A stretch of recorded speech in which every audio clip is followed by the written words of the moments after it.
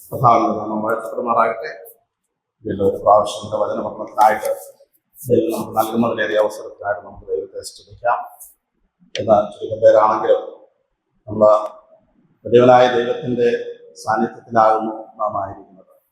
അതുകൊണ്ട് തന്നെ രണ്ടോന്നവർ എൻ്റെ നാമത്തിൽ കൂടി വരുന്നിടത്തൊക്കെ അവരുടെ നടുവിൽ ഞാനുണ്ട് എന്ന് വാക്ക് പറഞ്ഞ കർത്താവിൻ്റെ സാന്നിധ്യം നമുക്ക് ഉണ്ട്. അതുകൊണ്ട് നമുക്ക് സന്തോഷത്തെ ദൈവസന്നിധിയിലായിരിക്കാം. നമ്മൾ കഴിഞ്ഞ ക്ലാസ്സിൽ എബ്രായ ലേഖനം 2-ാം അധ്യായം അതിൻ്റെ 1 മുതൽ 4 വരെയുള്ള വാക്യങ്ങളെ ആസ്പദമാക്കി ഇത്ര വലിയ രക്ഷ എന്നുള്ള വിഷയമാണ് നാം കഴിഞ്ഞ ക്ലാസ്സിൽ ചിന്തിച്ചുകൊണ്ടിരുന്നത്. അതേ വേദഭാഗം തന്നെ പ്രാരംഭമായിട്ട് നമുക്ക് വായിക്കാം. എബ്രായ ലേഖനം 2-ാം അധ്യായം അതിൻ്റെ 1 മുതൽ 4 വരെയുള്ള വേദഭാഗം. അതുകൊണ്ട് നാം വല്ലപ്പോഴും ഒഴുകിപ്പോകാതിരിക്കേണ്ടതിന് കേട്ടത് അധികം ശ്രദ്ധയോടെ കരുതിക്കൊള്ളുവാൻ ആവശ്യമാണ്. ദൂതന്മാർ മുഖാന്തരം അരുളി ചെയ്ത വചനം സ്ഥിരമായിരിക്കുകയും ഓരോരോ ലംഘനത്തിനും അനുസരണക്കേടിനും ന്യായമായ പ്രതിഫലം ലഭിക്കുകയും ചെയ്തുകൊണ്ട് കർത്താവ് താൻ പറഞ്ഞു തുടങ്ങിയതും ദൈവം അടയാളങ്ങളാലും അത്ഭുതങ്ങളാലും വിവിധ രീതിപ്രവർത്തികളാലും തന്റെ ഇഷ്ടപ്രകാരം പരിശുദ്ധാത്മാവിനെ നൽകിക്കൊണ്ട് സാക്ഷിക്കുന്നത് കേട്ടവർ നമുക്ക് ഉറപ്പിച്ചു തന്നതുമായ ഇത്ര വലിയ രക്ഷ നാം ഗണ്യമാക്കാതെ പോയാൽ എങ്ങനെ തെറ്റി വഴി. കഴിഞ്ഞ ക്ലാസ്സിൽ നമ്മൾ അതിൻ്റെ ഒരു പ്രത്യേക ഭാഗമാണ് നമ്മൾ ചിന്തയ്ക്ക് വിധേയമാക്കുന്നത്. ദി സോ ഗ്രേറ്റ് സാൽവേഷൻ, രക്ഷ എന്നത് അത് ഇത്ര വലിയ രക്ഷ എന്നാണ് പറഞ്ഞിരിക്കുന്നത്. രക്ഷയുടെ വലിപ്പം നാം ചിന്തിക്കാനായിട്ട് ശ്രമിക്കുകയായിരുന്നു. എന്തുകൊണ്ടാണ് രക്ഷ ഇത്ര വലിയ രക്ഷ എന്ന് പറയുന്നത്? ഈ രക്ഷ ഒരുക്കിയിരിക്കുന്നത് വലിയവനായ ദൈവമാണ്, കർത്താവായ യേശു ക്രിസ്തുവാണ്. അതുകൊണ്ട് ഈ രക്ഷ വലിയ രക്ഷയാണ്. രണ്ടാമതായിട്ട് ഈ രക്ഷയ്ക്ക് വേണ്ടി ദൈവം മുടക്കിയ മുതൽ എന്ന് പറയുന്നത് വലിയ വീണ്ടെടുപ്പ് വിലയാണ്. തന്റെ പുത്രനായ യേശു കർത്താവിന്റെ വിലയേറിയ രക്തം കൊണ്ടാണ് നമ്മെ വിലയ്ക്ക് വാങ്ങിയിരിക്കുന്നത്. അപ്പോ ഈ രക്ഷയ്ക്ക് വേണ്ടി യേശു കർത്താവ് മുടക്കിയ വില, അല്ലെങ്കിൽ ദൈവം മുടക്കിയ വില, അത് വലുതാണ്. അതുകൊണ്ട് ഇത് ഇത്ര വലിയ രക്ഷ എന്ന് പറയുന്നു. മൂന്നാമതായിട്ട് നമ്മൾ ചിന്തിച്ചത് ഈ രക്ഷയിലൂടെ പാപത്തിന് അടിമകളായിരുന്ന അല്ലെങ്കിൽ നിത്യനരകത്തിന് വിധേയപ്പെടുന്ന മനുഷ്യന് അവിടെ നിന്ന് ഉദ്ധാരണം നൽകുന്നു. അതുകൊണ്ട് ഇത് ഇത്ര വലിയ രക്ഷയാണ്. ഏത് നീചപാപിയെയും സ്വർഗത്തിലേക്ക് അല്ലെങ്കിൽ നീതിമാന്മാരാക്കുന്ന പാപമോചനം നൽകുന്ന ഒരു രക്ഷയാണ്. മറ്റൊരു വിഷയം നമ്മൾ ചിന്തിച്ചത് നമ്മെ വീണ്ടെടുത്തിരിക്കുന്നത് വീണ്ടെടുക്കുക മാത്രമല്ല, വീണ്ടെടുത്തതിന് ശേഷം പാപത്തിൽ നിന്ന് മോചനം നൽകുക മാത്രമല്ല, പിന്നെയോ നമ്മെ ആക്കി വെച്ചിരിക്കുന്ന സ്ഥാനം ഏറ്റവും ഉന്നതമാണ്. എഫേസ്യ ലേഖനത്തിൽ നമ്മൾ വായിക്കുന്നുണ്ട്, അവനോടുകൂടെ സ്വർഗത്തിലിരുത്തിയിരിക്കുന്നു, കർത്താവിനോടുകൂടെ സ്വർഗത്തിൽ നമ്മെ ഇരുത്തിയിരിക്കുന്നു. മാത്രമല്ല നമുക്ക് നൽകിയിരിക്കുന്ന പദവി എന്ന് പറയുന്നത് ദൈവ മക്കളാകുവാനുള്ള അധികാരമാണ്. അതെങ്ങനെ സാധിക്കും? പിശാചിന്റെ മക്കളായിരുന്ന നമുക്ക് ദൈവ മക്കളായിട്ട് തരും. അബ്ബാ പിതാവേ എന്ന് വിളിക്കുന്ന പുത്രത്വത്തിന്റെ ആത്മാവിനെയാണ് ദൈവം നമുക്ക് നൽകിയിരിക്കുന്നത്. അപ്പൊ അതുകൊണ്ട് നമ്മെ വീണ്ടെടുത്ത് നീചസ്ഥാനത്ത് നിന്ന് വീണ്ടെടുത്തത് മാത്രമല്ല, നമുക്ക് അതിന്റെ സകല ഉന്നതമായിട്ടുള്ള അനുഗ്രഹങ്ങളും അവൻ നമുക്ക് നൽകിയിരിക്കുകയാണ്. അതുകൊണ്ട് രക്ഷ ഇത്ര വലിയ രക്ഷയാണ്. മാത്രമല്ല ഇത് താൽക്കാലികമായ രക്ഷയാണ്, അല്ലെ? ചില കാര്യങ്ങളൊക്കെ ടെമ്പററി ആയിട്ട്, ചില സാധനങ്ങളുടെയൊക്കെ ലൈഫ് സ്പാൻ എന്ന് പറയുന്നത് ചിലപ്പോൾ മാസങ്ങൾ മാത്രമായി, അതിന് തുച്ഛമായിട്ടുള്ള വില കൊടുത്താൽ മതി. എന്നാൽ വില കൂടിയ ചില സാധനങ്ങളുണ്ട്, അതിന്റെ ഡ്യൂറബിലിറ്റി എന്ന് പറയുന്നത് വളരെ കൂടുതലാണ്, അതിന് വില കൊടുത്തേ മതിയാവും. രക്ഷയുടെ സാധ്യത എന്ന് പറയുന്നത് കേവലം ചില വർഷങ്ങളിൽ മാത്രമല്ല, ഈ ഭൂമിയിലെ ജീവിതകാലം മാത്രമല്ല, നിത്യതയോളം നിലനിൽക്കുന്ന ആ അനുഭവങ്ങളാണ് ദൈവം നമുക്ക് നൽകുന്നത്. അതിന് നമ്മൾ ഉപയോഗിക്കുന്ന വാക്ക്, വചനം പ്രയോഗിച്ചിരിക്കുന്നത് നിത്യജീവൻ നൽകുവാൻ എന്ന് പറഞ്ഞാൽ രക്ഷയുടെ സാധ്യത നിത്യമാണ്. It is eternal salvation. അതുകൊണ്ട് it is so great salvation. മറ്റൊരു കാര്യം എന്ന് പറയുന്നത്, രക്ഷ നിരാകരിച്ചു കഴിഞ്ഞാൽ, ഇവിടെ നമ്മൾ വായിക്കുന്നുണ്ട്, ഇത്ര വലിയ രക്ഷ ഗണ്യമാക്കാതെ പോയാൽ എങ്ങനെ തെറ്റിവരും. ഈ രക്ഷ നിരാകരിക്കുന്നവർക്ക് വരുവാനിരിക്കുന്ന ന്യായവിധി എന്ന് പറയുന്നത് ഒരു നാളും തെറ്റിയൊഴിയുവാൻ കഴിയാത്ത നിത്യമായ നാശമാണ്. അതിൽ നിന്ന് വിടുവിക്കുവാൻ മറ്റാരും ഉണ്ടാകുകയില്ല. അപ്പൊ ഈ രക്ഷ അവഗണിക്കുന്നവർക്ക് ഇത്രയും വലിയ ശിക്ഷാവിധി ഒരുങ്ങിയിരിക്കുന്നുവെങ്കിൽ ഇത് സോ ഗ്രേറ്റ് സാൽവേഷൻ. ഇന്ന് നമ്മൾ അതിന്റെ രണ്ടാം ഭാഗത്തിലേക്ക് വരികയാണ്. ഇത്ര വലിയ രക്ഷ ഗണ്യമാക്കാതെ പോയ, ഓക്കെ, ഈ രക്ഷ അവഗണിച്ച, ഡിസ്പൈസിംഗ് ദി സാൽവേഷൻ, രക്ഷ അവഗണിക്കുക അല്ലെങ്കിൽ ഇഗ്നോറിംഗ് ദി സാൽവേഷൻ, രക്ഷയെ നിസ്സാരവൽക്കരിച്ചാൽ എങ്ങനെ തെറ്റിയൊഴിയുവാനായിട്ട് സാധിക്കും? രക്ഷയെ അവഗണിക്കുക. നമുക്കറിയാം, ഈ രക്ഷ ഒരുക്കിയിരിക്കുന്നത് ആർക്ക് വേണ്ടിയിട്ടാണ്? രക്ഷയുടെ സ്കോപ്പ് ആർക്കാ? എത്ര പേർക്കാണ് രക്ഷ ദൈവം ഒരുക്കിയത് ക്രൂസിൽ? രക്ഷ ദൈവം ഒരുക്കിയിരിക്കുന്നത് അത് യൂണിവേഴ്സൽ സ്കോപ്പാണ്. എന്ന് പറഞ്ഞാൽ അതിന്റെ അർത്ഥം എന്താ? രക്ഷ എല്ലാവർക്കും വേണ്ടിയാണ് ഒരുക്കിയിരിക്കുന്നത്. ചിലര് ഇങ്ങനെ പഠിപ്പിക്കാറുണ്ട്, എനിക്ക് തോന്നുന്നു കാൽവിനിസത്തിനകത്ത് അതിനകത്ത് അവർ പറയുന്ന ഒരു കാര്യം എന്ന് പറയുന്നത് ലിമിറ്റഡ് അറ്റോൺമെന്റ് എന്ന് പറഞ്ഞാൽ ദൈവം രക്ഷ ഒരുക്കിയിരിക്കുന്നത് രക്ഷിക്കപ്പെടുന്നവർക്ക് വേണ്ടി മാത്രമാണ് ക്രൂശിൽ രക്ഷ ഒരുക്കിയിരിക്കുന്നത്. എന്ന് പറഞ്ഞാൽ പാപമോചനത്തിനായിട്ട് യേശു കർത്താവ് ചൊരിഞ്ഞ രക്തം രക്ഷിക്കപ്പെടുന്നവർക്ക് വേണ്ടി മാത്രമാണ്. ദി അറ്റോൺമെന്റ് ഈസ് ലിമിറ്റഡ് എന്ന് പറയാറുണ്ട്. എന്നാൽ വേദപുസ്തകം അതിനെ നിരാകരിക്കുന്നു. വേദപുസ്തകം പറയുന്നത് രക്ഷ എന്ന് പറയുന്നത് സകല മനുഷ്യർക്കും വേണ്ടിയിട്ടാണ്, അല്ലെ? എന്നിട്ട് വാക്യം നമുക്ക് ആ ബന്ധത്തിൽ ചിന്തിക്കാനായിട്ട് സാധിക്കും. God prepared salvation for all.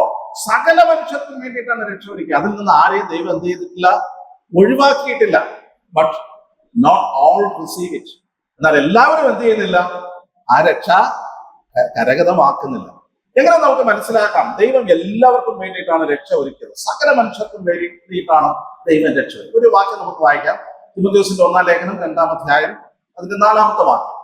Okay, തിമോഥെയോസിന്റെ 1 Timothy chapter 2:4. അവിടെ എന്താ പറയുന്നത്? അവൻ സകല മനുഷ്യരും രക്ഷ പ്രാപിക്കാനും സത്യത്തിന്റെ പരിജ്ഞാനത്തിൽ എത്തുവാനും ഇച്ഛിക്കുന്നു. എത്ര പേര് രക്ഷിക്കപ്പെടണമെന്നാണ് അവിടെ പറയുന്നത്? സകല മനുഷ്യരും, അല്ലെ? സകല മനുഷ്യരും. ഇത് ശരിക്കും ദൈവത്തിന്റെ ആഗ്രഹമാണ്, ആണോ?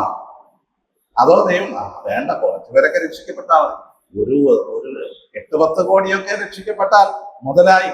അല്ല, സകല മനുഷ്യരും രക്ഷ പ്രാപിക്കണമെന്നുള്ളത് ദൈവത്തിന്റെ ആഗ്രഹമാണ്. അതിനു വേണ്ടിയിട്ടാണ് പുത്രനെ എന്ത് ചെയ്തത്? കാൽവരി ക്രൂശിൽ തകർത്തുകൊണ്ട് രക്ഷ ഒരുക്കിയത്. അപ്പോസ്തല പ്രവൃത്തികൾ 17-30 വാക്യത്തിൽ ഇങ്ങനെ ഒരു വാക്യമുണ്ട്. എന്നാൽ അറിയാമയുടെ കാലങ്ങളെ ദൈവം രക്ഷമാക്കാതെ ഇപ്പോൾ എല്ലായിടത്തും എല്ലാവരും. ആരൊക്കെ രക്ഷിക്കപ്പെടണം? ആരൊക്കെ രക്ഷിക്കപ്പെടണം? എല്ലായിടത്തും എല്ലാവരും രക്ഷിക്കപ്പെടണം.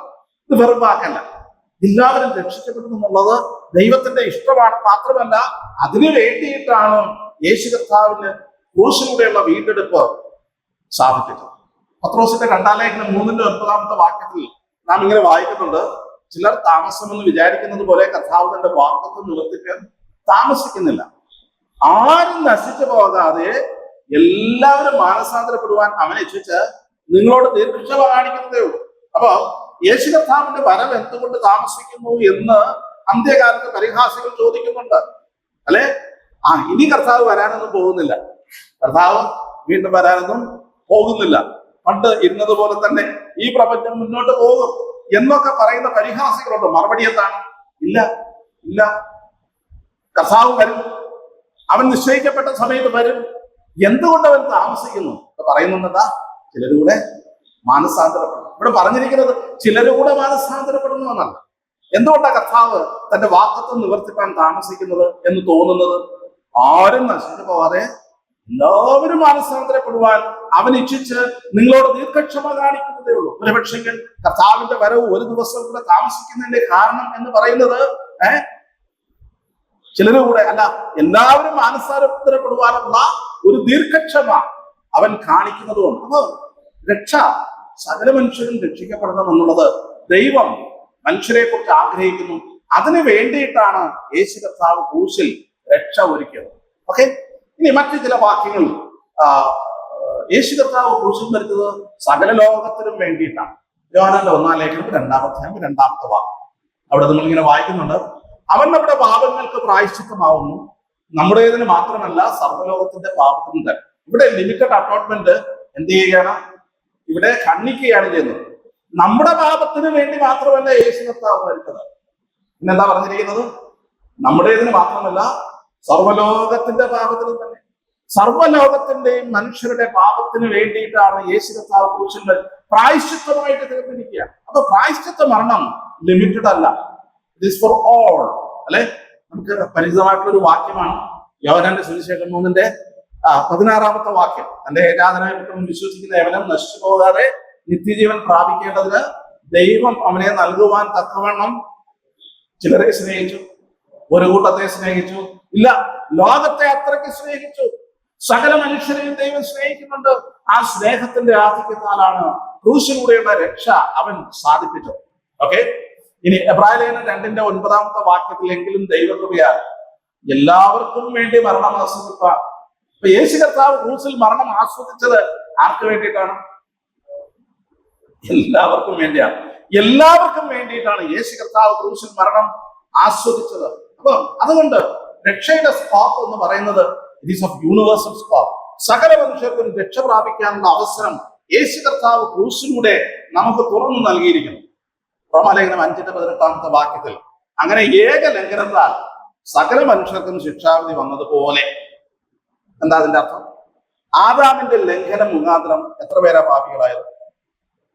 സകല മനുഷ്യർ. അത് ഒരു കൂട്ടര് മാത്രം? അങ്ങനെയാണോ? ഇല്ല, ആദാമിന്റെ ലംഘനം കൊണ്ട് സകല മനുഷ്യരും പാപികളായി തീർന്നത് പോലെ ഏകന്റെ അനുസരണത്താൽ, ഏകന്റെ നീതിയാൽ, ഏകനീതിയാൽ സകല മനുഷ്യർക്കും ജീവകാരണമായ നീതീകരണവും വന്നു. അപ്പം ആദാമിന്റെ ലംഘനം എങ്ങനെയാണോ സകല മനുഷ്യരെയും പാപത്തിന് കീഴടച്ചു വന്നത്, അതുപോലെ ഏകന്റെ നീതിയാൽ, ആരുടെയാ? യേശു കർത്താവിന്റെ നീതിയാൽ അല്ലെങ്കിൽ ക്രൂശിലെ രക്ഷയിക പ്രവൃത്തിയാൽ സകല മനുഷ്യർക്കും നീതീകരണത്തിനുള്ള സാധ്യത തെളിഞ്ഞിരിക്കുന്നു. അവിടെ ഏതെങ്കിലും ഒരു ഗ്രൂപ്പിനെ മാറ്റി നിർത്തിയിട്ടില്ല. അപ്പൊ ക്രൂശിലെ സാധ്യത എന്ന് പറയുന്നത് സകല മനുഷ്യർക്കും രക്ഷ യേശു കർത്താവ് ഒരുക്കിയിരിക്കുകയാണ്. നമുക്കറിയാം, ശിമ്യോൻ ദൈവാലയത്തിൽ വന്നു യേശു കുഞ്ഞിനെ കയ്യിൽ ഏറ്റിക്കൊണ്ട് പറയുന്ന ഒരു വാക്ക് എന്താ? നീ ലൂക്കോസിന്റെ സുവിശേഷം 2:31 വാക്യത്തിൽ നീ സകല ജാതികളുടെയും മുമ്പിൽ ഒരുക്കിയിരിക്കുന്ന നിന്റെ രക്ഷയെ എന്റെ കണ്ണ്. അപ്പൊ ആരുടെ മുമ്പിലാ ഒരുക്കിയിരിക്കുന്നത്? ഇസ്രായേലിന് മാത്രമാണോ? ജാതികൾക്ക് വേണ്ടി മാത്രമാണ്?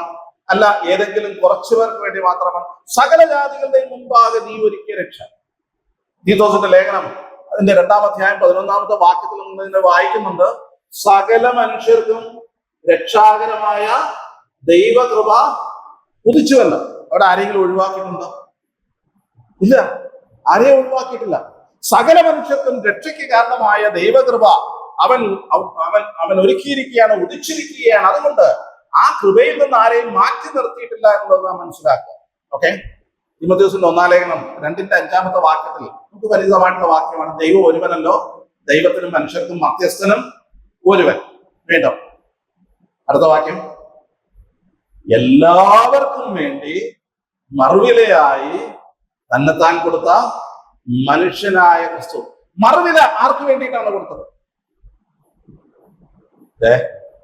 എന്തു തോന്നുന്നു? കുറച്ചു പേർക്ക് അല്ല, എല്ലാവർക്കും വേണ്ടി മറുവില യേശു കർത്താവ് ക്രൂശിൽ കൊടുത്തു കഴിഞ്ഞു. അപ്പൊ ക്രൂശിലെ രക്ഷയുടെ സാധ്യത it is prepared for all, it is open for all.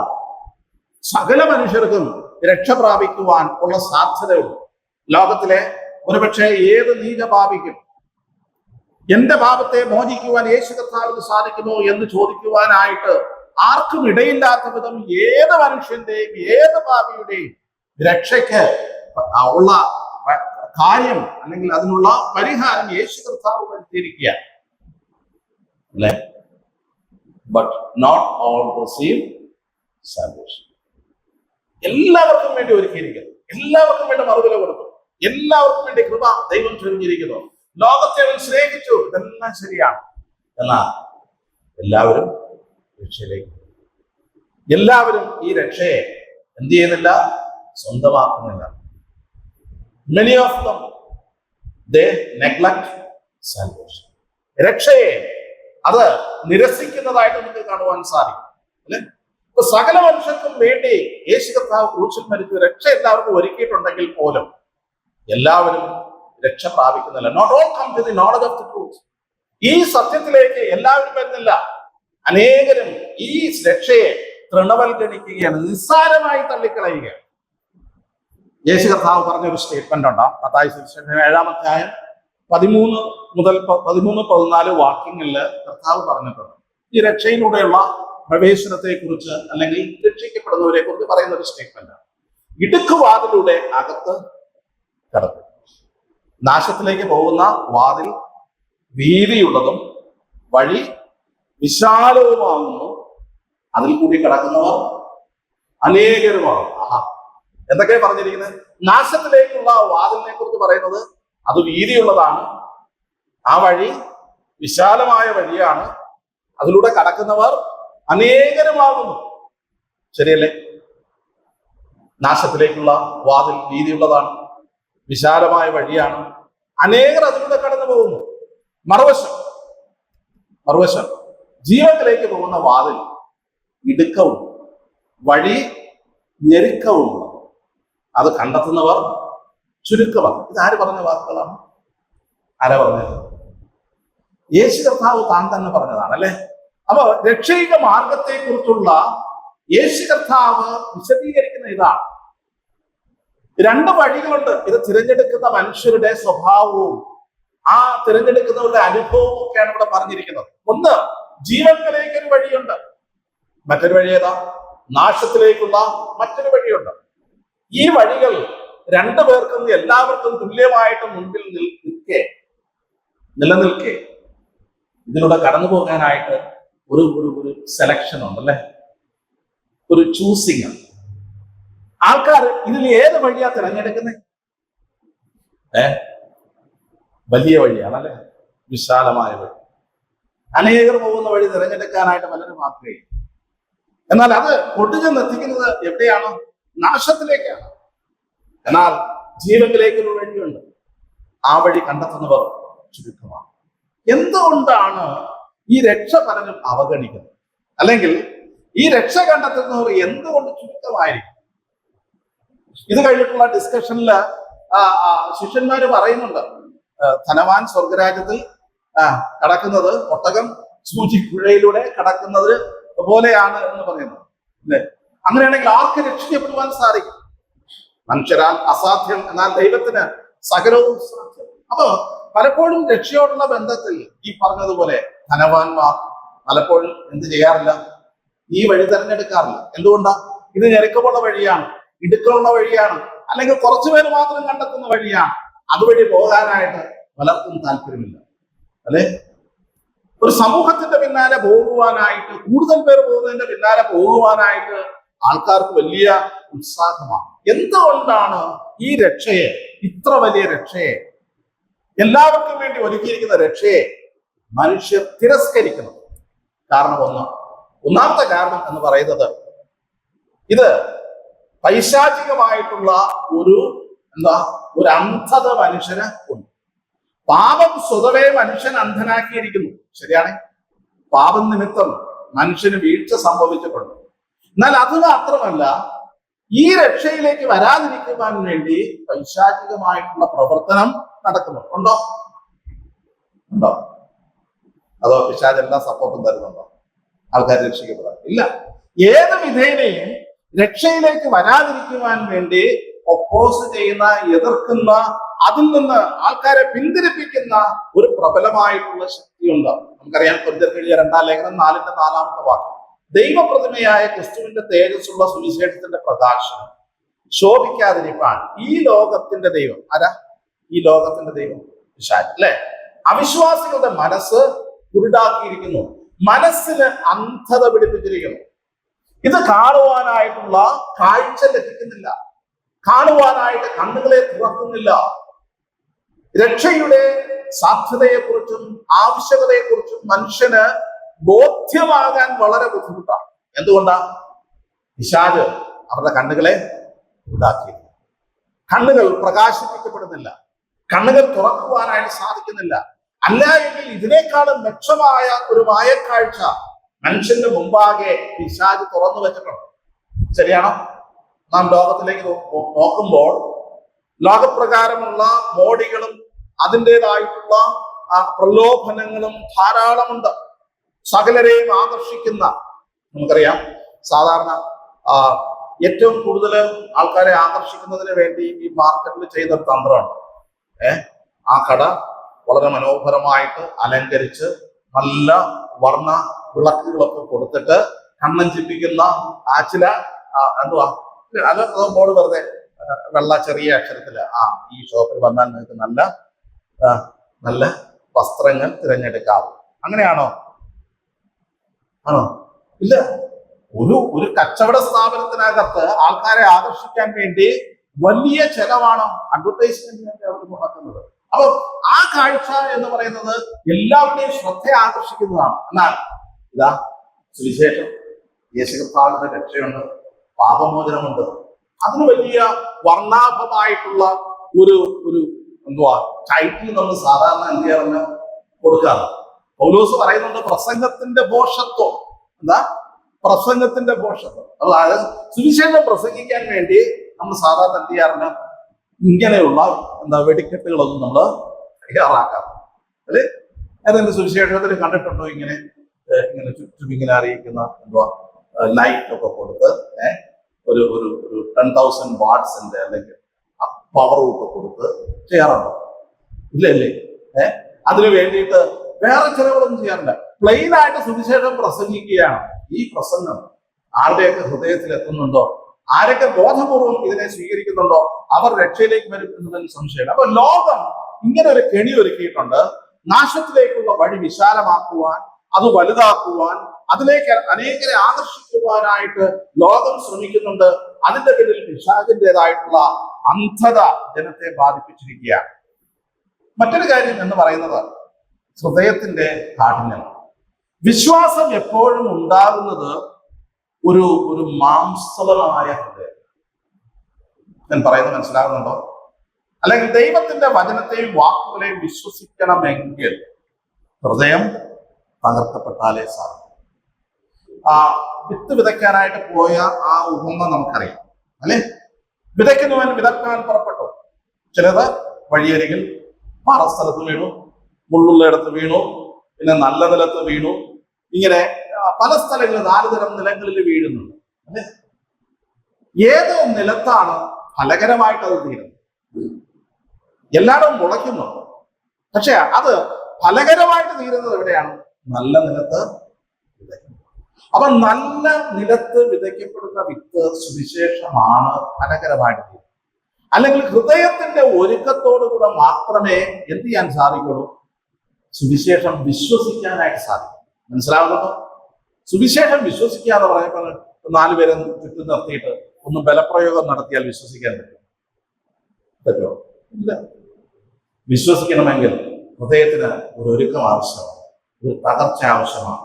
ഹൃദയം ആ നുറുക്കത്തോടുകൂടെ അതിന്റെ മുമ്പാകെ, വചനത്തിന്റെ മുമ്പാകെ വിശ്വസിക്കുവാനായിട്ട് ഹൃദയത്തിനൊരു തകർച്ച ആവശ്യമാണ്. എന്നാൽ പലപ്പോഴും വിശ്വസിക്കാതിരിക്കുവാൻ കാരണമായി തീരുന്നത് ഹൃദയത്തിന്റെ കാഠിന്യമാണ്.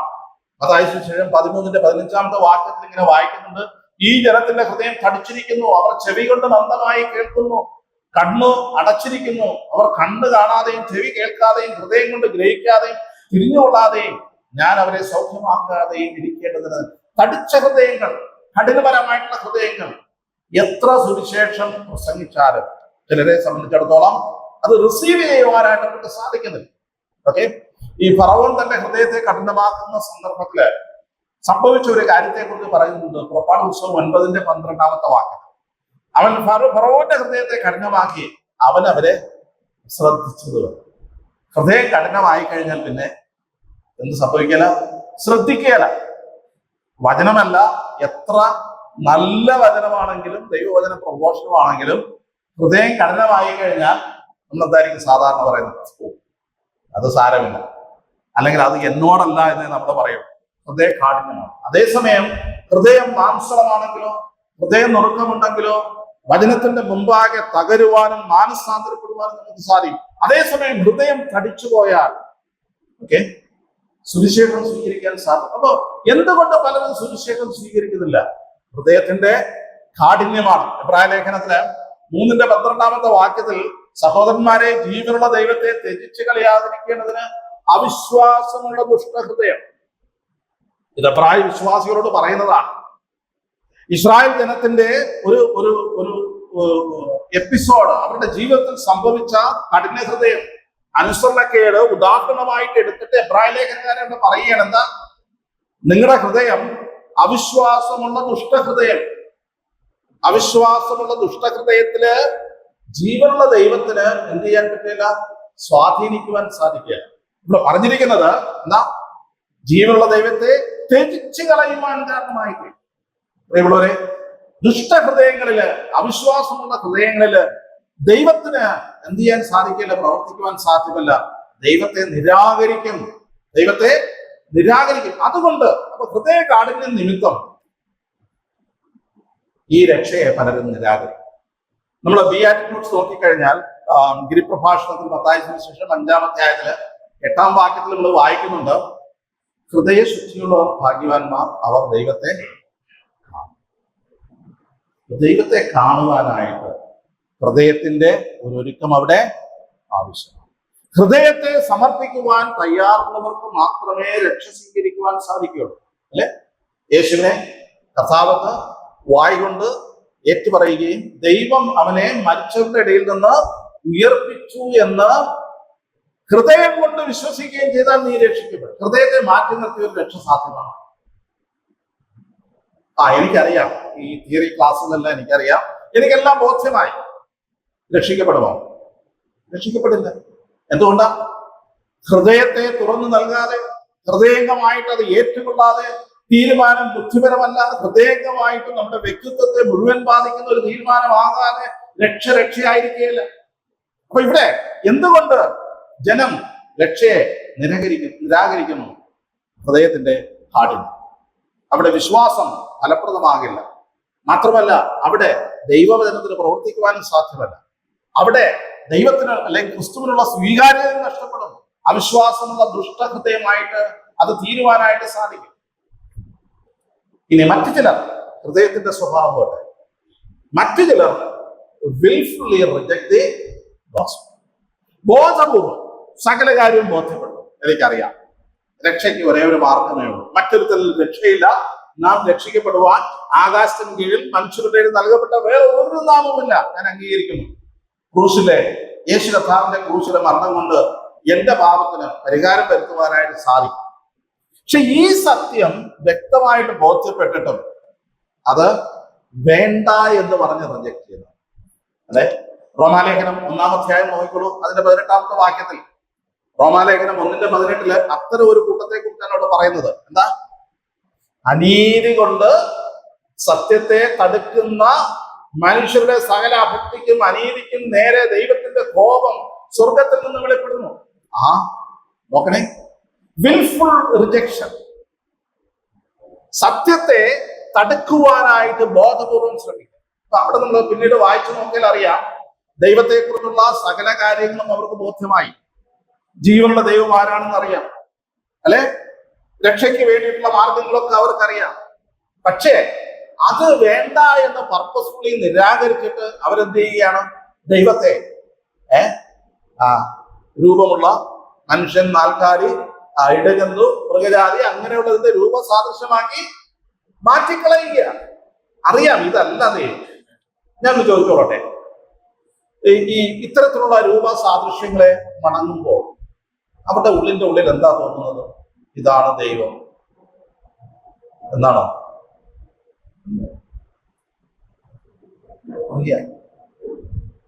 ഇത് സത്യദൈവമല്ല, ഇത് ജീവനുള്ള ദൈവമല്ല, ഇത് പ്രതികരിക്കുന്ന ദൈവമല്ല, ഇത് സൃഷ്ടിതാവായ ദൈവമല്ല. പക്ഷെ എങ്കിലും അത് ചെയ്യാതിരിക്കുവാനായിട്ട് അവർക്ക് സാധ്യമല്ല. That is wilful rejection. അറിഞ്ഞിട്ടും അത് മനഃപൂർവ്വം ത്യജിക്കുക. ഓക്കെ, അങ്ങനെ മനഃപൂർവ്വം ത്യജിച്ച ആരെയും കുറിച്ച് വേദപുസ്തകത്തിൽ പറഞ്ഞിട്ടുണ്ടോ? രക്ഷയോ മാർഗം വേണ്ട, എല്ലാ കാര്യവും മനസ്സിലായി, അങ്ങനെ എന്നിട്ട് വേണ്ട എന്ന് തീരുമാനിച്ചാരെ. ഓക്കെ, നമ്മൾ മത്തായി സുവിശേഷം, മർക്കോസ് സുവിശേഷം 12:34 ഒരു ന്യായശാസ്ത്രിയെ കുറിച്ച് പറയുന്നു, അല്ലെ? ഒരു ന്യായശാസ്ത്രിയെ കുറിച്ച് പറയുന്നു. അവൻ ബുദ്ധിയോടെ ഉത്തരം പറഞ്ഞ ഒരു ന്യായശാസ്ത്രിയാണ്. മർക്കോസിന്റെ സുവിശേഷം 12:34 അവൻ ബുദ്ധിയോടെ ഉത്തരം പറഞ്ഞു എന്ന് യേശു കണ്ടിട്ട് നീ ദൈവരാജ്യത്തോട് അകന്നവനല്ല എന്ന് പറഞ്ഞു. എന്താ? നീ ദൈവരാജ്യത്തോട് അകന്നവനല്ല. യേശു കർത്താവ് പറഞ്ഞ പല കാര്യങ്ങളും ഈ വ്യക്തി സമ്മതിക്കുന്നുണ്ട്. ആ ഭാഗം ഒന്ന് എടുക്കാം. മർക്കോസിന്റെ സുവിശേഷം 12-ാം അധ്യായം.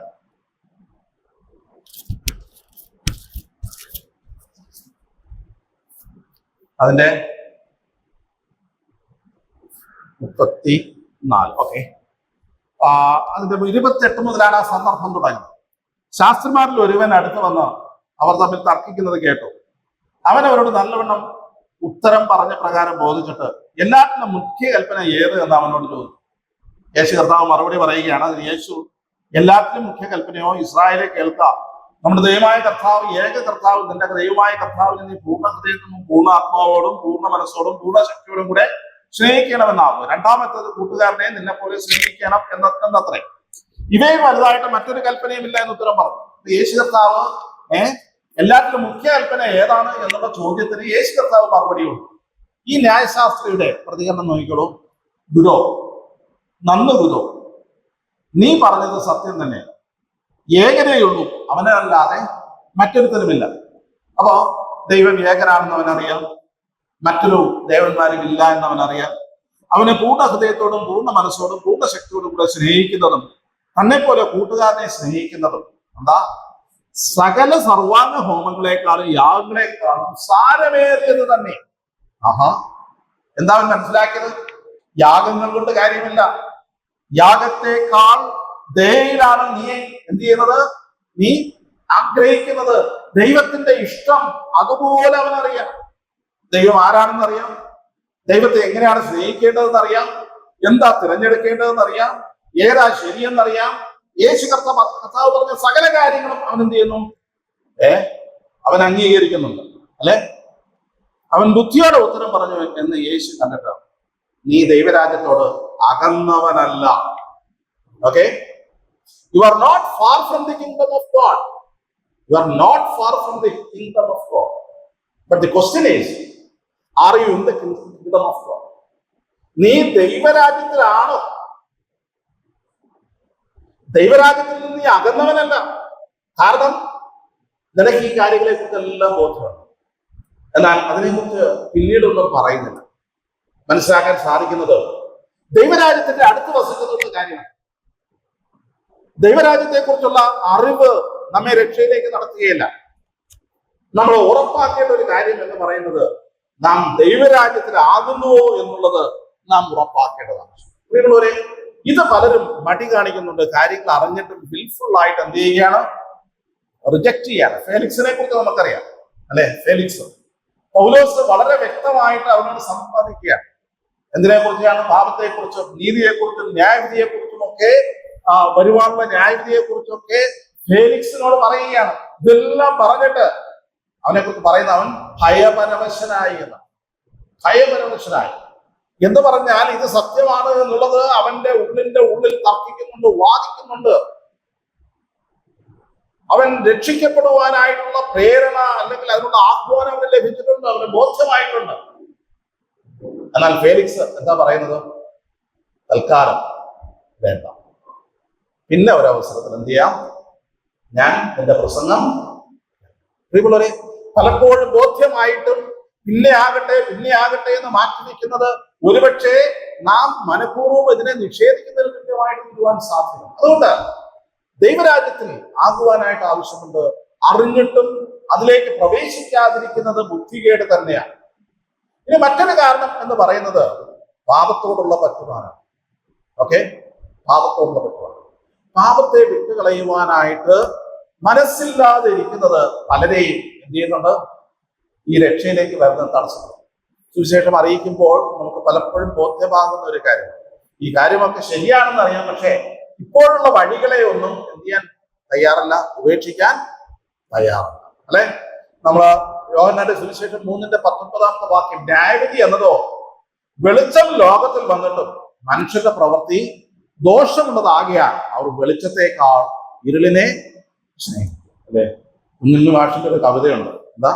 വെളിച്ചം ദുഃഖമാണ് ഉണ്ണി, തമസല്ലോ സുഖപ്രദം എന്ന് പറഞ്ഞാൽ തമസിന്റെ സുഖപ്രദമായിട്ടുള്ള ആസ്വാദ്യത അവരെ എന്തിൽ നിന്ന് പിന്തിരിപ്പിക്കുന്നു? വെളിച്ചത്തിന്റെ സ്വാതന്ത്ര്യത്തിൽ നിന്ന് അവരെ പിന്തിരിപ്പിക്കുകയാണ്. ഇരുളിനെ അധികമായിട്ട് ഇഷ്ടപ്പെടുന്നു. വെളിച്ചം ലോകത്തിലേക്ക് വന്നു. ആ സത്യവെളിച്ചം മനുഷ്യനെ പ്രകാശിപ്പിക്കുന്നതാണ്. സുവിശേഷവുമായിട്ട് മനുഷ്യരെ സന്ധിക്കുന്നുണ്ട്. ആ വെളിച്ചം അവരുടെ ഉള്ളിലേക്ക് ലഭിക്കുന്നതിന് പകരം ഇരുട്ടിനെ അധികം സ്നേഹിക്കും. ഇത് പാപപ്രവൃത്തികളെ വിട്ടുകളയുവാൻ മനസ്സില്ലായ്മ എന്ന് പറയുന്നത് രക്ഷയ്ക്കൊരു തടസ്സമായിട്ട് തീരാറുണ്ട്. നമുക്ക് ഒരു ഉദാഹരണം ശ്രദ്ധിക്കുകയാണെങ്കിൽ, സ്നാപക യോഹന്നാൻ ഒരു വ്യക്തിയോട് വളരെ വ്യക്തമായിട്ട് സംസാരിക്കും. ആരോട്? ഹെരോദ അന്തിപ്പാസിനോട് വളരെ വ്യക്തമായിട്ട് സംസാരിക്കും. എന്താ സംസാരിച്ചത്? അവന്റെ പാപത്തെ കുറിച്ച് വ്യക്തമായിട്ട് അവനെ ബോധ്യപ്പെടും, അല്ലെ? ബോധ്യപ്പെടും. പക്ഷെ അവൻ എന്ത് ചെയ്യാൻ സാധിച്ചില്ല? ആ പാപത്തിൽ നിന്ന് പിന്തിരിയുവാനായിട്ട് സാധിക്കും. ഓക്കെ, യോഹന്നാൻ സ്നാപകനെ കുറിച്ച് ഈ വ്യക്തി മനസ്സിലാക്കിയിരുന്ന കാര്യം എന്താണ്? അപ്പോസ്തല സുവിശേഷം 6:20 വാക്യത്തിൽ യോഹന്നാൻ നീതിയും വിശുദ്ധിയുമുള്ള പുരുഷനെന്ന് ഹെരോദാവ് അറിഞ്ഞു. അവനെ ഭയപ്പെട്ടു, അവനെ കാത്തുകൊള്ളുകയും ചെയ്തു. അവന്റെ വചനം കേട്ടിട്ട് വളരെ കരങ്ങിയെങ്കിലും സന്തോഷത്തോടെ കേട്ടുപോകും.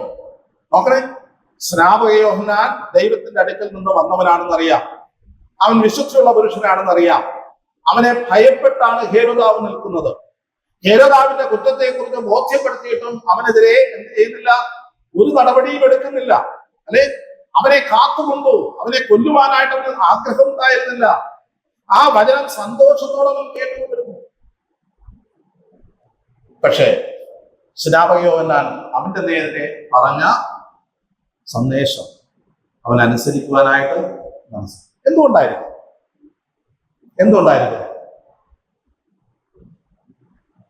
സ്നാപക യോഹന്നാൻ പറഞ്ഞ വാക്കുകളെ അനുസരിക്കണമെങ്കിൽ എന്ത് ചെയ്യണം? ഹെരോദ്യയെ ഉപേക്ഷിക്കണം.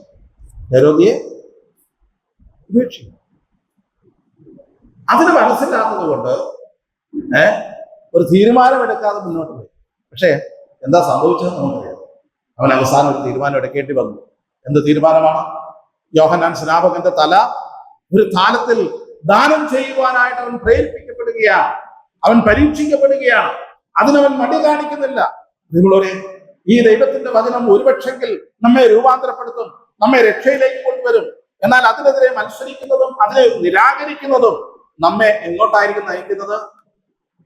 ന്യായവിധിയിലേക്ക് നയിക്കുമെന്നുള്ളതിന് യാതൊരു സംശയമില്ല. എന്തുകൊണ്ട് മനുഷ്യർ രക്ഷയെ നിരാകരിക്കുന്നു? പാപത്തോടുള്ള അവരുടെ ബഹുമാനം അല്ലെങ്കിൽ അവരുടെ സ്നേഹം അത് വിട്ടുപിരിയാനുള്ള മനസ്സില്ലായ്മ പലപ്പോഴും രക്ഷയിലേക്ക് വരുവാനായിട്ട് തടസ്സമായിട്ട്. മറ്റൊരു തടസ്സം എന്ന് പറയുന്നത് മനുഷ്യരെ ഭയം, മാനുഷിക ഭയം, അല്ലെ? യോഹന്നാന്റെ സുവിശേഷം 12:40 മുതൽ നമ്മളിങ്ങനെ വായിക്കുന്നുണ്ട്. എന്നിട്ടും പ്രമാണികളിൽ തന്നെയും അനേകർ അവനിൽ വിശ്വസിച്ചു. പള്ളി ഭ്രഷ്ടർ ആകാതിരിക്കാൻ പരീക്ഷന്മാർ നിമിത്തം ഏറ്റുപറഞ്ഞില്ല. എന്താ പള്ളി ഭ്രഷ്ടരാകുക എന്ന് പറഞ്ഞാൽ? അവരുടെ സിനഗോഗുകളിൽ നിന്നും അവരുടെ സമൂഹത്തിൽ നിന്നുമൊക്കെ യേശു കർത്താവിനെ സ്വീകരിച്ചു കഴിഞ്ഞാൽ, ഏറ്റു പറഞ്ഞാൽ അവരെ പള്ളി ഭ്രഷ്ടർ എക്സ്കമ്മ്യൂണിക്കേറ്റ് ചെയ്യും. അതുകൊണ്ട് ആ പേടി കാരണം എന്ത് ചെയ്തില്ല? ഏറ്റു പറഞ്ഞു. അപ്പൊ എന്താ അവർക്ക് മുഖ്യമായിട്ടുള്ള കാര്യം? അവരുടെ മുഖ്യമായിട്ടുള്ള ആഗ്രഹം എന്ന് പറയുന്നത് ഈ സമൂഹത്തില് സ്ഥാനമാനങ്ങളൊക്കെ വേണം, നല്ല ആൾക്കാരായിട്ടൊക്കെ നിൽക്കണം. അല്ലാതെ ഇങ്ങനെ രക്ഷയിലേക്ക് വന്നിട്ട് സമൂഹത്തിന്റെ ബന്ധങ്ങളിൽ നിന്ന് ഒരു വേർപാട് അവർ താല്പര്യപ്പെടുന്നില്ല.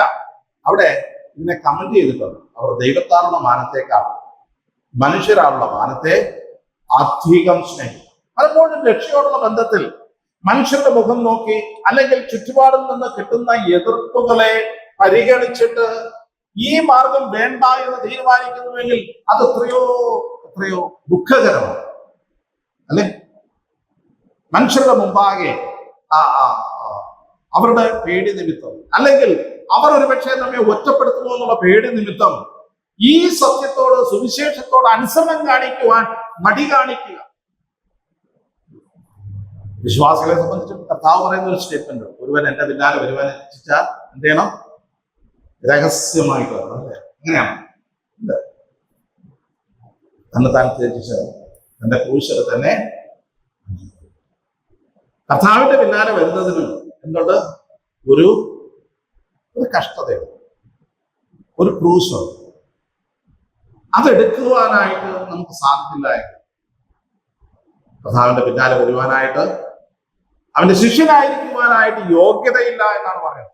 നിങ്ങളൊരു ദൈവം നമ്മെ സഹായിക്കേണ്ട രക്ഷ എന്ന് പറയുന്നത് അത് സൗജന്യമാണ്, എല്ലാവർക്കും ഒരുക്കിയിട്ടുള്ളതാണ്. എന്നാൽ പലരും മനുഷ്യരുടെ മുഖം നോക്കിയിട്ട് അത് വേണ്ട എന്ന് തീരുമാനിക്കുക. ഓക്കെ, ഇവിടെ മറ്റൊരു വ്യക്തിയെ കുറിച്ച് നമുക്കറിയാം. റിച്ച് യങ് റൂളർ, ഒരു യൗവനക്കാരൻ കർത്താവിന്റെ അടുക്കൽ വന്നിട്ട്, നല്ല ഗുരു, നിത്യജീവനെ അവകാശമാക്കുവാൻ ഞാൻ എന്ത് ചെയ്യണം? പല കാര്യങ്ങളൊക്കെ പറഞ്ഞിട്ടുണ്ട്. എന്താ? ന്യായപ്രമാണം ആചരിക്കാം. അപ്പൊ പറഞ്ഞു, ഞാൻ ചെറുപ്പം മുതൽ എന്ത് ചെയ്യുന്നുണ്ട്? അതെല്ലാം ആചരിക്കും. എല്ലാം ചെറുപ്പം മുതൽ. നമുക്കങ്ങനെ പറയാൻ പറ്റും. ചെറുപ്പം മുതൽ എല്ലാ ന്യായപ്രമാണവും മുഴുവൻ ഞാൻ ശ്രദ്ധയോടുകൂടെ. പക്ഷെ ഈ വ്യക്തി അങ്ങനെയാണ്, നുണ പറഞ്ഞൊന്നുമല്ല, വളരെ സിൻസിയറാണ്. ഞാനത് അല്പം പോലും തെറ്റിക്കാതെ നിവർത്തിക്കുവാനായിട്ട് ഞാൻ സദാ ജാഗരൂകനാണ്. കർത്താവ് അവനോട് പറയുന്ന ഒരു കാര്യം, ഒരു കുറവ് നിനക്ക്, ഒരു കുറവ്. എന്താ കുറവ്? നിനക്കുള്ളത് വിറ്റ് ദരിദ്രർക്ക് കൊടുക്കും, പിന്നെ വന്ന് എന്നെ അനുകരിക്കും. ഇതൊരു വല്ലാത്ത പ്രശ്നമാണ് അല്ലേ? നമ്മളോട് ഇങ്ങനെ ഒരു കണ്ടീഷൻ പറഞ്ഞാൽ നമ്മൾ രണ്ടാമതൊന്ന് ആലോചിക്കും, സംശയം വേണം. ഈ വ്യക്തി ആലോചിക്കുകയാണ്, തനിക്കുള്ളത് വിറ്റ് ദരിദ്രർക്ക് കൊടുത്തിട്ട് കർത്താവിനെ അനുഗമിക്കും. എല്ലാവരോടും കർത്താവ് ഡിമാൻഡ് വയ്ക്കുന്നില്ല, പക്ഷെ ഈ വ്യക്തിയോട് വച്ചു. എന്തുകൊണ്ടാണെന്ന് അറിയാമോ? ഈ വ്യക്തിയുടെ മനോഭാവം അറിയാവുന്നതും. എന്താ? ഇവനിതെല്ലാം ചെയ്യുന്നെങ്കിലും കർത്താവിനെ അനുഗമിക്കാൻ ഒരേ ഒരു തടസ്സമേ ഉള്ളൂ. എന്താ തടസ്സം? ഇവന്റെ സമ്പത്ത്. ഇവൻ വളരെ സമ്പത്തുള്ളവനാകയാൽ ഈ വചനത്തിങ്കൽ വിഷാദിച്ച് ദുഃഖിതനായി പൊയ്ക്കളഞ്ഞു എന്നാണ് നമ്മളിവിടെ വായിക്കുന്നത്. അതിന്റെ അർത്ഥം എന്താ?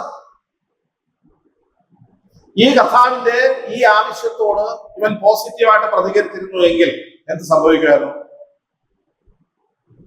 ചെയ്യും അല്ലെ? ചെയ്യുമോ? ചെയ്യും. ഇങ്ങനെ ചെയ്തവരുണ്ടോ? ഉണ്ടല്ലേ? അങ്ങനെ ചെയ്ത് കർത്താവിന്റെ പിന്നാലെ പോയാൽ ഇവന് ദുഃഖിതനായിട്ട് പോകേണ്ടി വരുമായിരുന്നു? ഇവന് വിഷാദിക്കേണ്ടി വരുമായിരുന്നോ? ഇല്ല. സന്തോഷത്തോടെ കർത്താവിനോട് ചേർന്ന് നിൽക്കാൻ സാധിക്കും. ഒരു കാരണം ഞാൻ പറയാം. സഖായിയോട് കർത്താവ് പറയുന്നുണ്ട്, ഞാൻ നിന്റെ വീട്ടിൽ പാർക്കേണ്ടതാകും, വേഗം ഇറങ്ങി വാ. അവൻ ഞെട്ടിത്തെറിച്ച് നിൽക്കുകയാണ് കർത്താവിന്റെ ഈ ആഹ്വാനത്തിന് മുമ്പാകെ. വീടെല്ലാം അലങ്കോലമാണ്, തന്റെ ജീവിതമൊന്നും ക്രമീകരിച്ചിട്ടില്ല. കർത്താവിനെ സ്വീകരിക്കുവാനായിട്ട് ഭാഗത്തിലൊരു സാഹചര്യം തന്റെ വീട്ടിലില്ല, തന്റെ ജീവിതത്തിലുമില്ല. എങ്കിലും കർത്താവിന്റെ ആഹ്വാനത്തിന് മുമ്പാകെ കർത്താവിനെയും കൂട്ടി വീട്ടിലേക്ക് പോവുകയാണ്. കർത്താവ് ആരാണെന്ന് അവൻ മനസ്സിലാക്കുക. എന്റെ വീട്ടിൽ കർത്താവ് വന്നു എന്നുള്ള സത്യം അവൻ തിരിച്ചറിയുകയാണ്. അവൻ ജീവിതത്തിൽ ക്രമക്കേടുകളെല്ലാം തിരുത്തുകയാണ്. എന്താ അവന്റെ തിരുത്തലുകൾ? ഞാൻ ചതിവായിട്ട് വാങ്ങിയിട്ടുണ്ട്, അത് ഞാൻ എന്ത് ചെയ്യുന്നുണ്ട്? 4 ഇരട്ടി മടക്കി കൊടുക്കുന്നുണ്ട്. ചതിവായിട്ട് വാങ്ങിയതിനെല്ലാം കോമ്പൻസേഷൻ 4 ഇരട്ടി ഞാൻ മടക്കി കൊടുക്കുന്നു. എന്റെ വസ്തുവകയിൽ ഭാവി ഞാൻ വിറ്റിട്ട് എന്ത് ചെയ്യുകയാണ്? ദരിദ്രർക്ക് കൊടുക്കുന്നുണ്ട്. കർത്താവ് ചോദിച്ചു അവനോട്, കർത്താവ് സഖായിയോട് ഇതൊക്കെ പറഞ്ഞു. കർത്താവിനെ സ്വീകരിക്കുമ്പോൾ ന്യായമായിട്ട് നാച്ചുറലായിട്ട് ഉണ്ടാകുന്ന ഒരു പ്രതികരണമാണിത്. അവനൊരുപക്ഷെ സമൂഹം അവനെ കണ്ടിരുന്നത് ഭാവികളുടെ കൂട്ടത്തിലാണ്, ചുങ്കക്കാരും ഭാവികളും. അവനൊരുപക്ഷെ അത്തരത്തിൽ സമൂഹത്തിൽ തിരസ്കരിക്കപ്പെടുന്ന ഒരു വ്യക്തിയായിരുന്നു, സംശയമൊന്നും വേണ്ട. എന്നാൽ അവന്റെ ജീവിതത്തിൽ കർത്താവിന്റെ രൂപാന്തരം എന്ന് പറയുന്നത് അത് വളരെ വ്യതിയാനങ്ങൾക്കുള്ള ഒരു ജീവിതമായിട്ട് തീരുകയാണ്. ഈ വ്യക്തിക്കും അത് സംഭവിക്കാമായിരുന്നു. എന്നാൽ അവന്റെ ഹൃദയം വല്ലാതെ എന്ത് ചെയ്യുന്നുണ്ട്? ഈ ധനത്തിനോട് അറ്റാച്ച്. ഇത് വളരെ സൂക്ഷിക്കേണ്ടുന്ന ഒരു കാര്യമാണ്. അതുപോലെ ദൈവമക്കൾ എന്നുള്ള നിലയിൽ ധനത്തോടുള്ള ഒരു ഡിറ്റാച്ച്മെന്റ് നമ്മൾ സൂക്ഷിക്കേണ്ടത് ആവശ്യം. ഏതെങ്കിലും വിധത്തില് ഈ ധനം നമ്മുടെ അസ്ഥികളിലേക്ക് ഏർപ്പിച്ചാൽ, ഈ ധനത്തിന്റെ അടിമത്തത്തിലേക്ക്, പ്രലോഭനങ്ങളിലേക്ക് നമ്മൾ ഏതെങ്കിലും വിധത്തിൽ മാനസികമായിട്ടോ അല്ലാതെ ഏതെങ്കിലും വിധത്തിൽ ബന്ധപ്പെട്ട് അത് നമ്മളെ നിയന്ത്രിക്കുന്ന ഒരു സ്ഥലത്തേക്ക് പോയാൽ ദ്രവ്യാഗ്രഹം സകലവിധ ദോഷത്തിനും മൂലമാണ്. ഇത് ചിലർ കാക്ഷിച്ചിട്ട് വിശ്വാസം വിട്ടുവിടുന്ന ബഹുദുഃഖങ്ങൾക്ക് അതീതരായിത്തീരുന്നു. പലപ്പോഴും രക്ഷയിലേക്ക് വരുവാനായിട്ട് തടസ്സമായിട്ട് തീരുന്നത് സമ്പത്ത് ഒരു കാരണമായിട്ട് തീരാറുണ്ട്. എന്നാൽ രക്ഷിക്കപ്പെട്ടവർക്കും ഈ സമ്പത്ത് എന്നുള്ളത് വിശ്വാസ ജീവിതത്തിൽ പിന്നോട്ട് വലിക്കുന്ന അനേക പ്രലോഭനങ്ങളിലേക്ക് നമ്മെ കൊണ്ടിടുവാനായിട്ട് സാധ്യതയുള്ളതാണ്. കർത്താവ് ഈ വ്യക്തിയോട് പറയുന്ന ഒരു സന്ദേശം. ദൈവം നമ്മെ സഹായിക്കണം. മറ്റൊരു കാരണം എന്ന് പറയുന്നത് രക്ഷയിലേക്ക് കടന്നു വരാനായിട്ട് ഒരു സബ്മിഷൻ ആവശ്യം, ഒരു വിനയം ആവശ്യം വേണോ? കർത്താവേ, ഞാൻ പാപിയാണ് എന്ന് സമ്മതിക്കും. എല്ലാവർക്കും സമ്മതിക്കാൻ പറ്റുമോ? എല്ലാവർക്കും പാപിയാണ് സമ്മതിക്കണം. ബുദ്ധിമുട്ടാണ്. നമ്മുടെ കുറവുകളെ, കുറ്റങ്ങളെ, യെസ്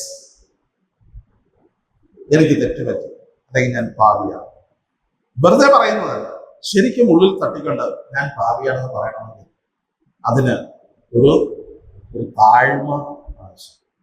ഓക്കെ, ഇസ്രായേൽ ജനത്തെ സംബന്ധിച്ചിടത്തോളം എന്തുകൊണ്ടാണ് രക്ഷ അവരിൽ നിന്ന് അകന്നത് എന്നുള്ളത് റോമാലേഖനത്തില് കർത്താവ് പറയുന്നുണ്ട്. അവര് ഈ ദൈവത്തിന്റെ നീതീകരണത്തിന്, റോമാലേഖനം 10:3 അവർ ദൈവത്തിന്റെ നീതി അറിയാതെ സ്വന്തം നീതി സ്ഥാപിക്കാൻ അന്വേഷിച്ചുകൊണ്ട് ദൈവത്തിന്റെ നീതിക്ക് കീഴ്പ്പെട്ടില്ല. എന്തുകൊണ്ട് ഇസ്രായേൽ മക്കൾ ഈ രക്ഷ നിരാകരിച്ചു, തിരസ്കരിച്ചു?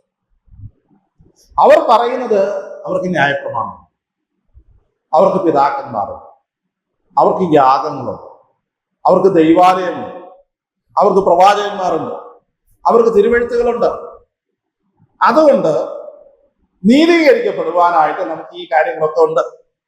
എന്തെങ്കിലും പ്രശ്നം ഉണ്ടെങ്കിൽ അവിടെ പോയേക്കാം, ആലയത്തിൽ പോയേക്കാം, ന്യായപ്രമാണ പ്രകാരം എന്ത് അർപ്പിച്ചേക്കാം, യാഗം അർപ്പിച്ചേക്കാം, സ്വന്തം നീതി സ്ഥാപിക്കാൻ.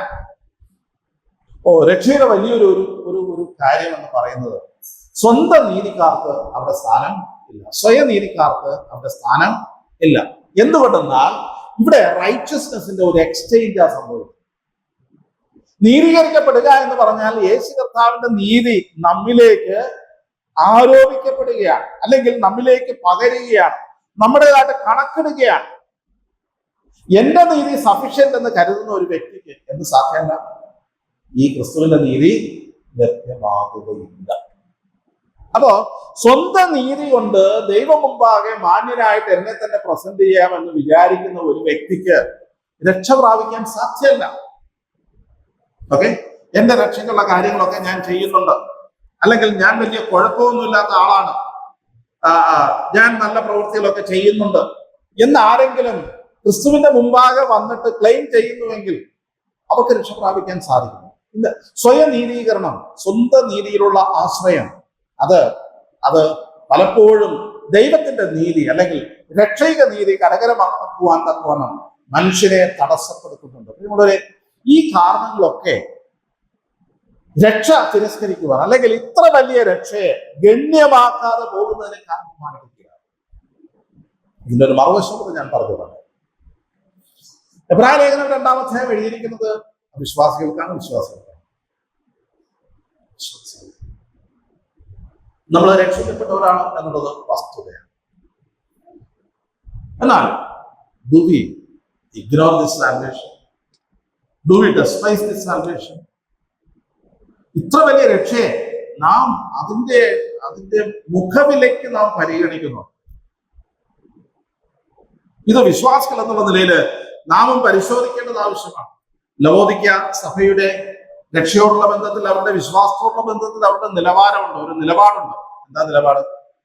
ഞാൻ ധനവാനായിരിക്കുന്നു, സമ്പന്നനായിരിക്കുന്നു, എനിക്കൊന്നിനും കുറവില്ല. ഇത് ലവോദിക്ക സഭയുടെ നിലപാട്. അവരെ കുറിച്ച് കർത്താവിന്റെ വിലയിരുത്തൽ എന്താണ്? നീ ശീതവാനുമല്ല, ഉഷ്ണവാനുമല്ല, ശീതോഷ്ണവാനാണ്. ഞാൻ എന്റെ വായിൽ നിന്ന് നിന്നെ ഉമിണ്ടുകളെയും തുപ്പിക്കളയും. ഇനി ശരിയായിട്ടുള്ള കർത്താവിന്റെ വിലയിരുത്തൽ എന്താണ്? ഇവിടെ ലവോദിക്കവര് പറയുന്നുണ്ട്, ഞാൻ ധനവാനാണ്, അല്ലെ? എന്താ കർത്താവ് അവരെ കുറിച്ച് പറയുന്നത്? നീ അരിഷ്ടനാണ്, നഗ്നനാണ്, കുരുടനാണ്. ഇവളെ നമ്മുടെ രക്ഷയോടുള്ള ബന്ധത്തിൽ നാം പലപ്പോഴും താൻ പോരുമ അവകാശപ്പെടുന്നു എങ്കിൽ, സ്വയനീതീകരണം നാം അവകാശപ്പെടുന്നുവെങ്കിൽ ദൈവത്തിന്റെ തീഷ്ണതയുടെ കണ്ണുകളുടെ മുമ്പാകെ നമ്മുടെ കുറവുകളെ അവൻ കണ്ടെത്തുമെന്നുള്ളതിന് സംശയം. രക്ഷയെ അവഗണിക്കുക എന്നുള്ളത് വിശ്വാസികൾക്കും ഒരുപക്ഷെ അപകടപ്പെടുവാൻ അല്ലെങ്കിൽ അപകടം പറ്റുവാൻ സാധ്യതയുള്ള മേഖല. നാം എബ്രായ ലേഖനം 2-ാം അധ്യായത്തിൽ 1-ാമത്തെ വാക്യത്തിലൂടെ വായിക്കുന്നു. വിശ്വാസികൾക്ക് പറ്റുവാൻ സാധിക്കുന്ന ഒരു അപകടമാണ് പറയുന്നത് 1-ാമത്തെ വാക്യം. അതുകൊണ്ട് നാം വല്ലപ്പോഴും തെറ്റിപ്പോകാതിരിക്കേണ്ടതിന്, ഒഴുകിപ്പോകാതിരിക്കേണ്ടതിന് കേട്ടത് അധികം ശ്രദ്ധയോടെ കരുതിക്കൊള്ളുവാൻ ആവശ്യമായിരുന്നു. Drifting from the truth. ഒഴുകിപ്പോകൽ നമുക്കറിയാം. എന്താ ഒഴുകിപ്പോകൽ? ഒഴുകിപ്പോകൽ, നിയന്ത്രണം നഷ്ടപ്പെട്ട ഒരു വഞ്ചി ഒഴുക്കിലൂടെ ഒഴുകും. ശരിയാണ്, ഒഴുകിപ്പോകും. പക്ഷെ ഒഴുകിപ്പോകുന്നതിന്റെ ഒരു പ്രശ്നം എന്ന് പറഞ്ഞു കഴിഞ്ഞാൽ നമ്മൾ പലപ്പോഴും അത് ശ്രദ്ധിക്കാറില്ല. നമ്മൾ വിചാരിക്കും നമ്മൾ കരയോട് ചേർന്നാണ് നിൽക്കുന്നത്. പക്ഷേ നിയന്ത്രണം നഷ്ടപ്പെട്ടാൽ ഒഴുക്കിലൂടെ അത് പോവുകയാണ്. അതൊരു സാവകാശമുള്ള ഒരു പ്രോസസ്സാണ് അല്ലെ. ഒഴുക്കിന് അനുഗുണമായിട്ട് അത് അത് അത് ഒഴുകിപ്പോയി കഴിഞ്ഞാൽ സമയം കഴിയും തോറും എന്താ സംഭവിക്കുന്നത്? കാലങ്ങൾ കഴിയും തോറും ഈ കരയുമായിട്ടുള്ള അകലം കൂടിക്കൊണ്ടേയിരിക്കും. തിരിച്ചു വരവിനുള്ള സാധ്യത കുറഞ്ഞുകൊണ്ടേയിരിക്കും. ഒഴുകിപ്പോകാതിരിക്കേണ്ടതിനെ സൂക്ഷിക്കേണ്ട ഒരു കാര്യം പറഞ്ഞിട്ടുണ്ട്. അതാ കേട്ടത് അധികം ശ്രദ്ധയോടെ. ദൈവത്തിന്റെ വചനത്തിന്റെ കേൾവി എപ്പോഴും നമ്മെ ഒരുക്കുന്നതായിരുന്നു, എപ്പോഴും നമ്മെ തർജ്ജനം ചെയ്തതായിരുന്നു. ഇപ്പൊ പലപ്പോഴും ദൈവവചനത്തെ കുറിച്ച് നമ്മൾ ചിന്തിക്കുന്നത് ഇത് വളരെ പ്ലീസിങ് ആണെങ്കിൽ നമുക്ക് വളരെ ഇഷ്ടമാണ്.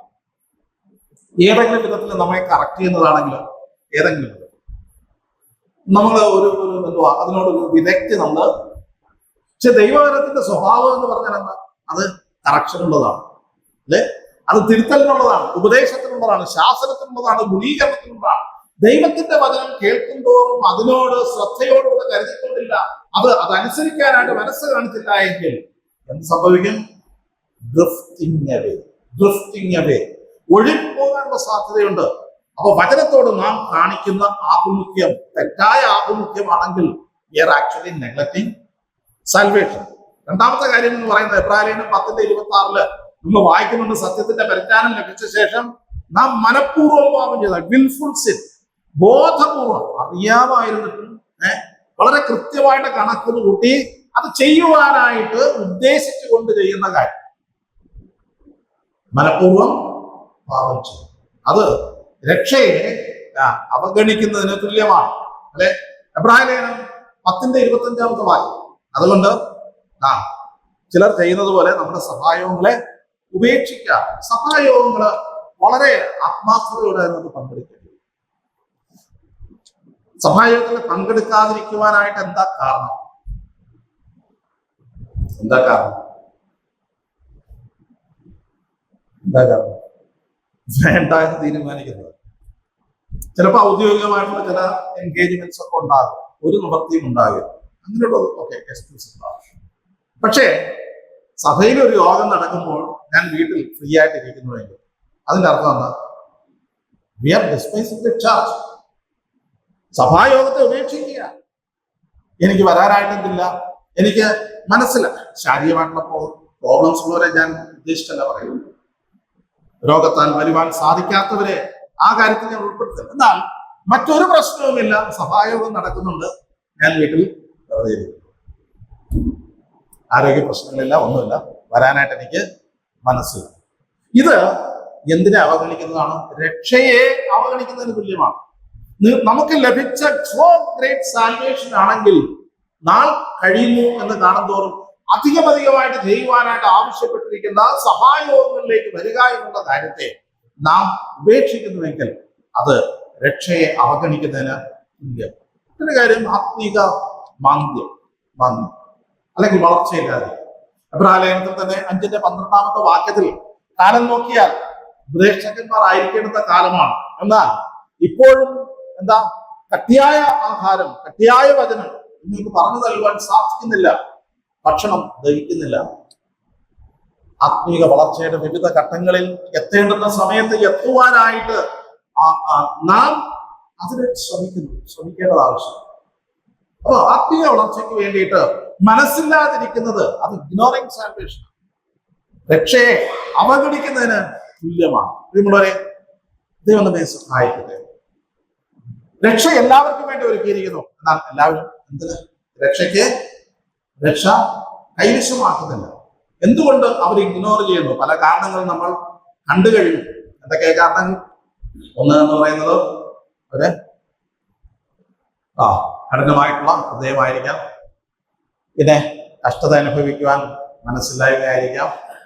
പിന്നെ അവിശ്വാസം കൊണ്ടായിരിക്കാം. പിന്നെ മാനുഷിക ഭയം കൊണ്ടായിരിക്കാം. അല്ലെങ്കിൽ പാപത്തിൽ തുടരുവാനായിട്ടുള്ള ആസക്തി ഉണ്ടായിരിക്കാം. ഇങ്ങനെയുള്ള അനേക കാരണങ്ങൾ, അല്ലെങ്കിൽ പിശാച് അവരുടെ ഹൃദയത്തെ ഉണ്ടാക്കലും ഉണ്ടായിരിക്കാം. അപ്പോ ഇത്ര വലിയ രക്ഷയെ ഗണ്യമാക്കാതെ പോയാൽ എങ്ങനെ? ഇങ്ങനെ രക്ഷ നിരസിക്കുന്നവർക്ക് എന്തെങ്കിലും ഒരു മേഴ്സി ചാൻസ് ദൈവം ഒരുക്കിയിട്ടുണ്ടോ? ഒരു മേഴ്സി ചാൻസ്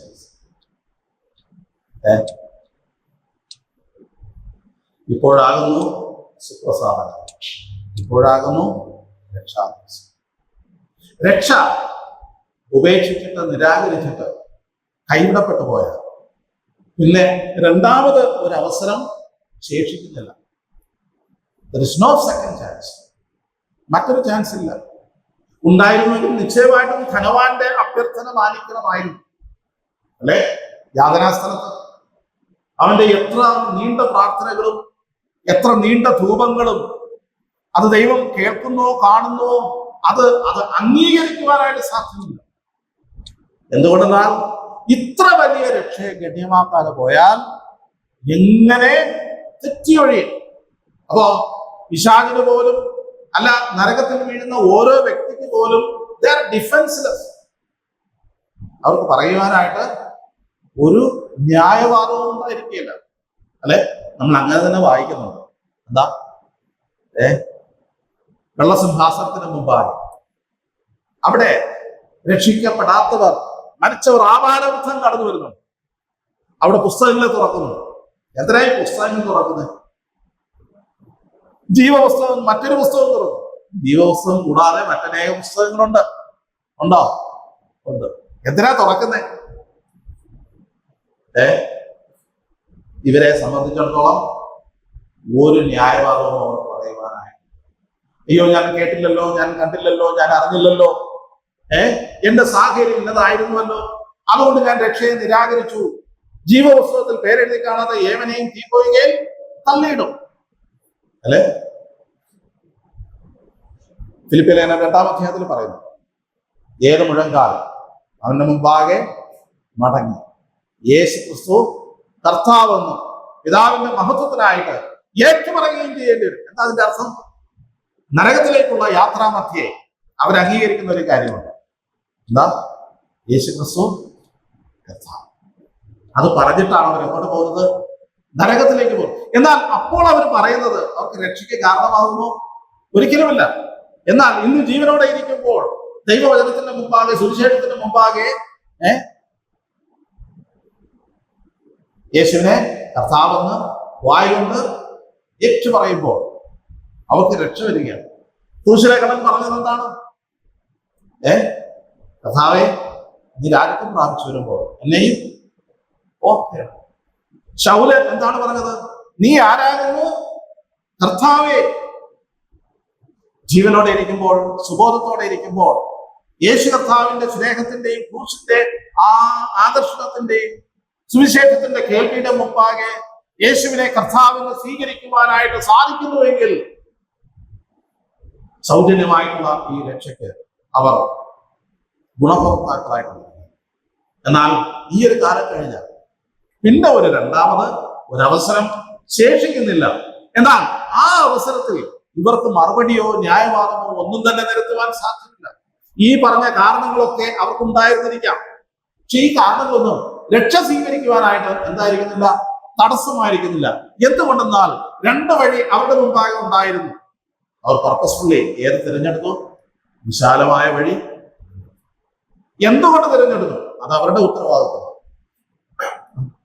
എന്നാൽ മറ്റ വഴിയിൽ പ്രവേശിക്കുവാൻ യാതൊരു തടസ്സവും, പക്ഷെ കണ്ടെത്തുന്നവർ ചുരുക്കമാണ്. അത് ഞെരുക്കമുള്ള വഴിയാണ്. എന്നാൽ അതിനു വേണ്ടി തീരുമാനമെടുക്കുന്നവർ അവർ നിത്യജീവനിലേക്ക് പ്രവേശിക്കുന്നത് സംശയം. ദൈവം നമ്മെ സഹായിക്കട്ടെ. ഈ കേട്ട ആലോചനയുടെ മുമ്പാകെ നമ്മുടെ രക്ഷയെ ഒന്ന് വിലയിരുത്തുവാനായിട്ട് നമ്മുടെ രക്ഷ എത്ര വലിയ രക്ഷ. ഈ കർത്താവിനെ രക്ഷിതാവും കർത്താവുമായിട്ട് സ്വീകരിക്കുവാൻ, അംഗീകരിക്കുവാൻ, വിശ്വസിക്കുവാൻ, ഏറ്റുപറയുവാൻ കൃപയാൽ നമുക്ക് ഭാഗ്യം ലഭിച്ചു. എന്നാൽ ഈ രക്ഷയുടെ വലിപ്പം നാം അറിയാതെ പോകും. അങ്ങനെ ഇത്ര വലിയ രക്ഷ ദൈവം നമുക്ക് ദാനമായിട്ട് തന്നിട്ടുണ്ടെങ്കിൽ അതിനോടുള്ള ബന്ധത്തിൽ അതിനെ പരിഗണിക്കുവാൻ, അതിനെ കൺസിഡർ ചെയ്യുവാൻ, അതിനെ മൂല്യമുള്ളതായിട്ട് പരിഗണിക്കുവാൻ നമുക്ക് ആവശ്യമുണ്ട്. അങ്ങനെയാണെങ്കിൽ ബോധത്തോടു കൂടെയുള്ള ഒരു ക്രിസ്തീയ ജീവിതം നമുക്ക് ആവശ്യമാണ്. ഈ രക്ഷയോടുള്ള ബന്ധത്തിൽ നമ്മുടെ ഉത്തരവാദിത്വം നാം മനസ്സിലാക്കി അതിനോട് പോസിറ്റീവായിട്ട്, ക്രിയാത്മകമായിട്ട് പ്രതികരിക്കുവാൻ ദൈവാത്മാവ് നമ്മെ സഹായിക്കട്ടെ. എന്റെ നാമം ഇന്ന് മുന്നേക്ക് വായിക്കും.